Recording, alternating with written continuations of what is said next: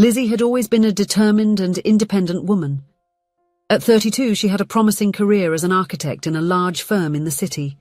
Her brown hair framed a delicate face with expressive green eyes that reflected her vibrant personality. Despite her professional success, Lizzie longed for something more in her personal life. 6 months ago, her fiancé Austin had left for a work assignment abroad. Tall, broad-shouldered, and with a captivating smile, Austin was an executive at a multinational company. The couple had been together for 3 years, and before leaving, he had proposed to her. Lizzie accepted without hesitation, dreaming of the future they would build together.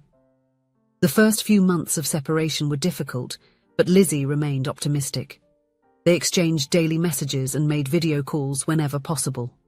However, as time went by, the communication started to decrease.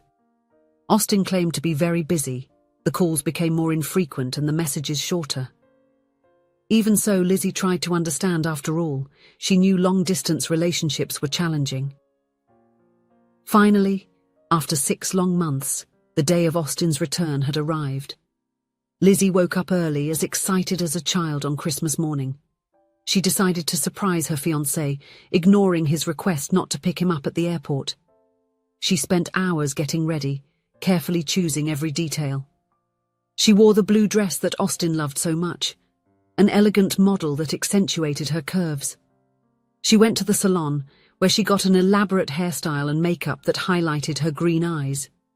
She bought his favorite chocolates and some colorful balloons to give a festive touch to the reception. Lizzie's heart was racing as she anxiously waited at the arrival gate.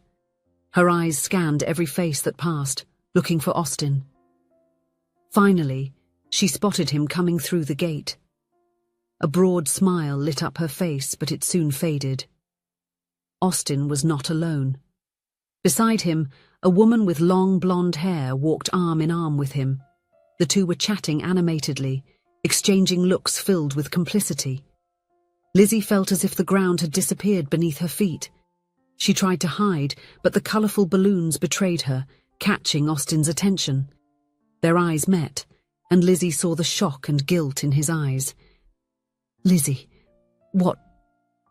"I can explain," Austin stammered, but she no longer listened. With tears welling up in her eyes, Lizzie let go of the balloons which floated up to the ceiling of the airport and ran away from that painful scene. Her heart felt as if it had been ripped from her chest, leaving only a painful void. Later that same day, Austin went to Lizzie's house. She received him in silence, her eyes swollen from crying so much. He explained that he had fallen in love with another woman during the trip, that he hadn't planned for it to happen, but that he couldn't deny his feelings. He wanted to tell her in person, he said, out of respect for what they had shared together. Lizzie listened to everything without saying a word. When Austin finished, she simply asked him to leave. She spent the following days in a state of stupor, alternating between crying fits and moments of anger. She felt betrayed, humiliated, and above all, alone. It was then that she remembered her grandfather's cabin in the mountains, a place where she spent happy summers in her childhood, far from the hustle and bustle of the city. She decided to take time off from work and spend a few weeks there, hoping that the tranquility of the mountains could help heal her broken heart. Her grandfather warned her that it had been years since anyone had been to the cabin, and that it would probably need a good cleaning. Lizzie didn't mind. In fact, the idea of having something to occupy herself with seemed comforting. After a few hours of travelling, Lizzie finally arrived at the cabin. The place was more deteriorated than she had imagined. The outer paint was peeling, the windows were clouded with dirt, and cobwebs adorned the corners. The interior wasn't much better, with a thick layer of dust covering the furniture. Despite the state of the cabin, Lizzie felt a wave of nostalgia as she entered. Memories of happy summers spent there with her family flooded her mind. Determined to make the place livable, she rolled up her sleeves and set to work. She spent the rest of the day cleaning, sweeping, and organizing. She managed to get one of the bedrooms, the kitchen, and the living room in usable condition. At night, exhausted but satisfied with the progress, she lit the fireplace and settled onto the old sofa with a glass of wine. As the flames danced in the fireplace, Lizzie allowed herself to cry again. Silent tears ran down her face as she thought of Austin and the future they had planned together. The crackling of burning wood was the only sound in the cabin, accompanying the whirlwind of emotions that enveloped her. She was so absorbed in her grief that at first, she didn't notice the subtle movement outside. But then, out of the corner of her eye, something moved. A figure passed quickly by the window, an indistinct shadow blending into the darkness outside. Her heart skipped a beat. Lizzie blinked a few times, trying to discern if she had really seen something or if her tired mind was playing tricks on her. The wind blew strongly, making the trees sway in an almost ghostly manner, their thin branches casting elongated shadows on the glass. Taking a deep breath, Lizzie tried to calm herself. "It must have been just the wind," she murmured to herself, hugging her own body as if the gesture could protect her. But then, another movement. Quicker this time. A dark silhouette right there, by the window. Her blood ran cold. Her breath caught in her throat as she tried to gather the courage to stand up. The feeling of being watched sent a shiver through every inch of her skin. Lizzie fixed her eyes on the window, her fingers tightly clutching the blanket that wrapped around her.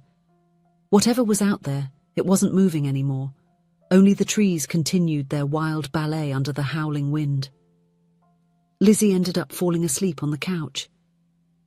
The next day she woke up with the first rays of sunlight coming through the windows.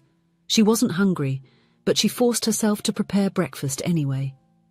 Eggs, bread, and jams. From the kitchen window it was possible to see the silver lake with the sun reflecting on its surface. It was a beautiful scene, and how nice it would be to share it with someone special. But instead, Lizzie was there accompanied by the pain of betrayal. That night, the storm raged furiously over the mountains, as if nature itself were in fury. The wind howled with a frightening force, lashing the trees so violently that their branches bent almost to the point of breaking. The rain pelted the cabin roof, creating an irregular rhythm of thuds, while thunder rumbled in the distance, shaking the air like the roar of a colossal beast. Lizzie was curled up on the sofa, clutching the blanket around her body as if she could protect herself from the chaos outside. The fireplace crackled softly, casting flickering shadows on the walls, but the warmth of the fire couldn't dispel the icy tension that had settled in her chest. Suddenly, thunder exploded in the sky, so loud and close that it made the windows shake. At the exact moment the lightning briefly lit up the cabin, a sharp, strong sound echoed through the room. "Knock! Knock! Knock!" Lizzie froze. The knocks on the door were so abrupt that they seemed to merge with the thunder, as if the storm had brought with it something or someone. Her heart raced, pounding frantically in her ears. Who could be out there, in the middle of such a brutal storm? Holding her breath, she fixed her eyes on the door, hoping that the wind had been the culprit. But then the knocks came again, stronger, more insistent. Knock, knock, knock. Lizzie pulled the blanket tighter around her body, feeling a chill run down her spine. She was not alone on that stormy night. "Who's there?" asked Lizzie, her voice coming out shaky, almost drowned by the roar of the wind and the relentless patter of the rain against the roof. Her heart was pounding, each beat echoing in her ears, as if warning her not to approach the door. "Lizzie, open the door. It's me, Lewis." Upon hearing the name, Lizzie stood still for a moment. Lewis. The word reverberated in her mind like a distant echo, bringing with it a flood of dormant memories. Lewis. The boy with the mischievous smile and bright blue eyes who always challenged her to climb higher in the trees. The inseparable friend from the summers of her childhood, the one with whom she shared secrets by the lakeside and who always protected her when they had to run from adult lectures, the first to hold her hand in a different way. Their first kiss. Her heart tightened in her chest. How long had it been since she last saw Lewis? Time and life had separated them, But there, on that stormy night, his name came back to her like a whisper from the past. Still hesitant, Lizzie unlocked the door and opened it slowly. A gust of cold wind invaded the cabin, messing up her hair and making the flames in the fireplace flicker. Outside, completely drenched, stood Lewis. Tall, with broad shoulders and a posture marked by time, but with the same blue eyes that seemed to light up even the darkest night. His breathing was heavy, and the rain dripped from his dishevelled hair, trickling down his soaked jacket. Like Lizzie, Lewis's family owned a cabin in those mountains, and as children, they shared summer vacations in that place. "Lewis," Lizzie whispered, now without a doubt. He smiled slightly, despite the cold and the storm surrounding him. "Hi, Lizzie. What are you doing here? How did you know I was here?" she asked, her voice filled with disbelief and curiosity, as she handed him the towels to dry himself. Lewis took one of them, rubbing his wet hair before responding, still with that mischievous gleam in his eyes, the same gleam she knew so well. Lewis explained that he was spending a few days at his family's cabin and had noticed the lights on the night before. He went down to check if it was an intruder and recognized her. That night, with the storm, part of his cabin's roof had given way, and he came to seek shelter. "So it was you that I saw through the window last night. You almost scared me to death," said Lizzie, recalling the figure she had seen. "Sorry about that. I didn't mean to scare you, I was just checking to make sure it wasn't some intruder," Lewis explained, appearing genuinely apologetic. Lizzie offered Lewis some dry clothes that belonged to her grandfather. While he changed, she prepared a hot meal for both of them. Sitting at the kitchen table with the sound of rain in the background, the two began reminiscing about the old times. They laughed as they recalled the pranks they used to pull together, the firefly hunts in the summers, and of course, the awkward first kiss they shared. Lewis mentioned that his family planned to sell the old cabin, but he had decided to renovate it and live there for a while. "I've just gone through a breakup," he confessed. "Since my job is flexible, I thought spending some time here renovating the cabin might help me clear my head." Lizzie felt a pang of empathy. She was also there to mend a broken heart, although she didn't go into details about Austin. The conversation flowed naturally between them, as if the years apart had never happened. When they finally decided to sleep, it was already early morning. Lizzie prepared the sofa for Lewis to spend the night there. Lewis slept on the living room sofa, and Lizzie took a while to fall asleep, still processing the whirlwind of emotions from that night. His presence there, after so many years, stirred feelings in her that went beyond nostalgia. There was comfort, familiarity, and something more, something she dared not name yet. When she woke up the next morning, she found the sofa empty. The blanket she had left for Lewis was carefully folded over the back, but he was no longer there. A slight tightness gripped Lizzie's chest. For a moment, the silence of the cabin seemed deeper, more solitary. Without thinking twice, she grabbed a coat and went out to look for him. The morning air was fresh, laden with the scent of wet earth after the storm. Lizzie followed the trail leading to Lewis's cabin, her steps hesitant at first, but soon marked by the rhythm of memories. Each tree, each bend in the path, brought echoes of her childhood. She and Lewis running side by side, challenging each other to be the first to arrive, laughing until they were out of breath. It was then that she spotted the tree. That tree. Her heart raced as she recognized the initials carved into the bark, worn by time. There, years ago, she and Lewis had exchanged their first kiss. An innocent moment, yet full of meaning. Lizzie gently ran her fingers over the engraved letters, feeling an unexpected warmth grow inside her. Taking a deep breath, she resumed the path to his cabin. When she arrived, she saw Lewis on the roof, focused on repairing the storm damage. He seemed unaware of her presence, engrossed in his work, but even from a distance, Lizzie noticed the determined expression on his face.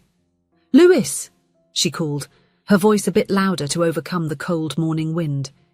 He turned around and upon seeing her broke into a smile that made Lizzie feel something strange yet comforting at the same time, as if time had never passed. "Good morning, sleepyhead. I thought you were going to sleep until noon," he joked, winking at her. Lizzie rolled her eyes but couldn't help smiling. "I decided to come and help. It seems like you have a lot of work here." And without waiting for an answer, she began hanging clothes and furniture outside to dry under the weak morning sun. In the days that followed, the two worked side by side to restore Lewis's cabin. They hammered boards, fixed furniture, and cleared debris. Each task was a welcome distraction for Lizzie, who lost herself in the physical effort and Lewis's company. He was still the funny boy she remembered, always ready with a joke or witty comment that made her laugh, even in the most tiring moments. While they worked, he challenged her to carry more wood than she could manage, just to see her pretend to be indignant and laugh right after. But it was the nights that made something inside Lizzie transform. Sitting in front of the fireplace or under the stars with a campfire crackling between them, conversations flowed easily. They talked about childhood summers, the dreams they had, the disappointments they encountered along the way. And Lizzie began to realize. Time may have passed, life may have driven them apart, but there was something between her and Lewis that had never been lost. Something that perhaps was just waiting for the right moment to be reborn. As the days went by, Lizzie began to notice small details about Lewis that she hadn't seen before. The way his eyes lit up when he smiled, the kindness with which he treated the wild animals that appeared near the cabin, the dedication he showed in every task he performed. One afternoon, while they were painting the porch of Lewis's cabin, Lizzie found herself admiring his profile against the sunset. She felt warmth rise to her face and quickly looked away, confused by her own body's reaction. The weeks flew by, and soon it was time for Lizzie to return to the city. On the morning of her departure, she woke up with a heavy heart. The thought of leaving the mountains, the peace she had found there, and especially Lewis's company saddened her more than she had expected. She decided to go to Lewis's cabin to say goodbye, but on the way she found him coming towards her. "I was on my way to your cabin to say goodbye to you," Lewis said, a note of melancholy in his voice. They looked at each other in silence, as if trying to memorize every detail of one another. That was when Lizzie realized where they were, exactly the same place where years ago they had shared their first kiss. The same tree was still there with their initials carved into the trunk. As if pulled by an invisible force, Lizzie and Lewis drew closer. Their lips met in a gentle kiss, full of tenderness. When they parted, both had tears in their eyes. "Stay," Lewis requested, his voice almost a whisper. Lizzie felt her heart break again, but this time in a different way. She knew she needed to return, face her life in the city, her job. With one last look, she walked away, leaving Lewis standing by the memory tree. Back in the city, Lizzie resumed her routine. She immersed herself in work, trying not to think about the weeks she had spent in the mountains. But at night, when silence took over her apartment, she found herself remembering the moments with Lewis. She realized that the pain of Austin's betrayal no longer hurt as much. In its place, a new feeling was growing, something she didn't expect to feel again so soon. She was in love with Lewis, the boy who had been her first love and who now, as a man, had won her heart once again. A week went by, then two. Lizzie struggled internally, torn between the safety of her life in the city and the desire to return to the mountains, to Lewis. On a Saturday, she made an impulsive decision. She threw some clothes into a suitcase, got into her car and drove. She arrived at Lewis's cabin. He was on the roof making some repairs when he saw her. Lewis rushed down, almost stumbling in his haste to reach her. Without words, they just hugged. When they finally pulled apart, Lizzie looked into Lewis's eyes and said, "I think our story deserves a few more chapters."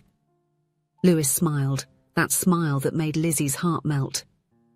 "Actually," he replied, "I think we're just beginning our story." Lizzie knew she had found not only her place but also her peace. She realized that life doesn't always follow the plans we make, and that sometimes the most painful detours are the ones that lead us exactly where we should be.